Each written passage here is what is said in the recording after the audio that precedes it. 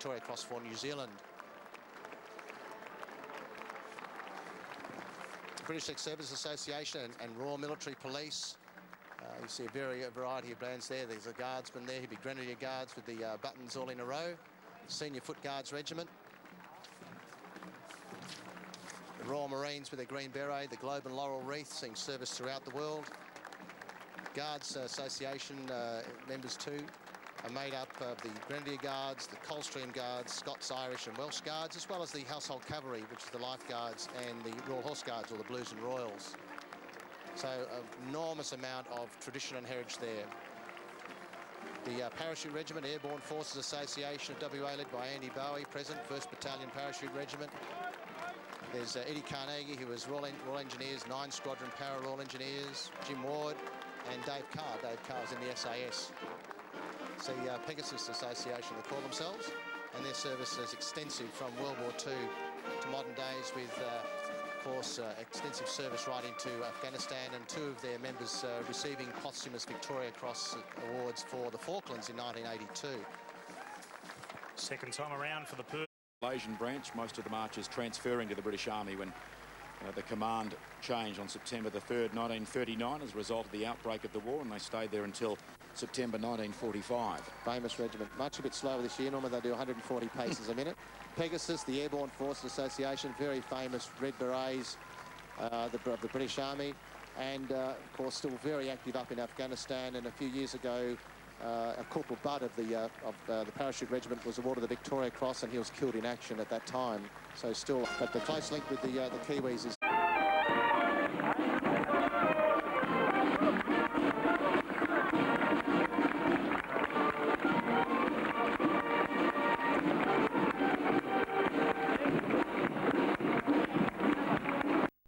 Here's ANZAC Day commemorations, and we're about to go to the service on the Esplanade.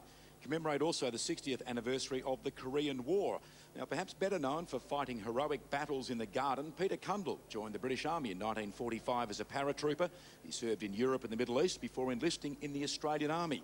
And to his surprise, soon after arriving here in Australia, Peter was on his way to the Korean War, fighting in the trenches behind a machine gun with the Australian 3rd Battalion. My very first experience of war was as a 14-year-old during the Blitz in Manchester. And I was an air raid precautions messenger boy. My job was to rush around when I saw a fire, because all the telephone lines had been blown up, right, and to report where the fire was.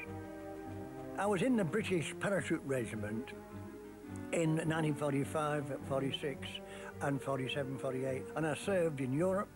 Right, I was at the liberation of the concentration camps, and I learnt an enormous amount there. And then, believe it or not, I was then posted to Palestine, where there was a war taking place.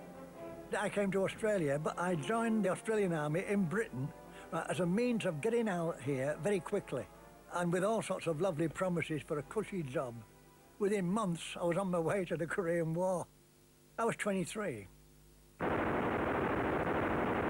When I and the others arrived in Korea, it was a bit of a shock in a way, because by that time, it had almost, the war itself had reverted to a form of trench warfare. And I remember on the first hill I ascended, in the line, going up, I noticed that the sides of the hill were badly burned, and they were covered with dead bodies, mainly Chinese soldiers.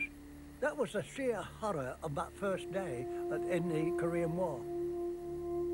My position was as a machine gunner on a medium machine gun, a Vickers machine gun. There was the same machine gun that we used in World War I, by the way. The 3rd Battalion of the Royal Australian Regiment, when I got there, it was an amazing organisation. It was like the United Nations. It was extraordinary. I mean, the second in command of the company I was in was from Sweden. My platoon commander was the first Aboriginal officer in the Australian Army, Red Saunders. There were people from Yugoslavia, from Germany. It was quite extraordinary. When we were actually advancing, and particularly during the major operation, Operation Commando, the aim was to capture 2 major mountains or hills, and we set out early in the morning, and it was misty. And as we went over, and as we were halfway up the hill, the mist lifted and we were completely exposed. My best friend was killed almost immediately. right? I walked past him, he was lying in the grass, gasping his life away. There was no time for fear because we then had to move to the next hill and I was giving covering fire to that. Not a nice experience. One of the most interesting things about coming back from a frontline situation into normal civilian life, in any war, is the profound shock you receive when you come back. You've just come from a place of total horror, right, where your mates have been killed, and then to come back and find people living ordinary lives, as if these things were not happening. And I know, for example, that when the men came back from Vietnam and they're coming back from Iraq or Afghanistan, they must have the same feeling. You feel you've come from a theatre of war, a theatre of extreme danger, when your life is in danger all the time, and you come back and it's almost as if you're in a place of apparent indifference. And people can often get quite hurt by it. I wasn't, right? I suddenly realised that this is reality, and that we'd been in an unreal situation. 4 mates went to Korea together, right? We went everywhere in Sydney before we left, had a bit of a good time, all went together, and I was the only one to come back. And we used to meet under an old tree in the Botanic Gardens in Sydney, and we vowed that we'd meet there again. And I got on a plane and went back to Sydney and sat under that tree, hoping that a mistake had been made, that somebody had tapped me on the shoulder saying, you know, where the bloody hell have you been? There's not a day in my life that I don't think of my mates. I actually miss them. It's not just one day of the year, it is every day of the year. There's no such thing as a brave soldier as such. It's just those that have the ability to conquer fear, and they do. They conquer it or hide it. The worst thing you can do, you can't run away, not because of cowardice towards the enemy, because to do so would be to desert your mates.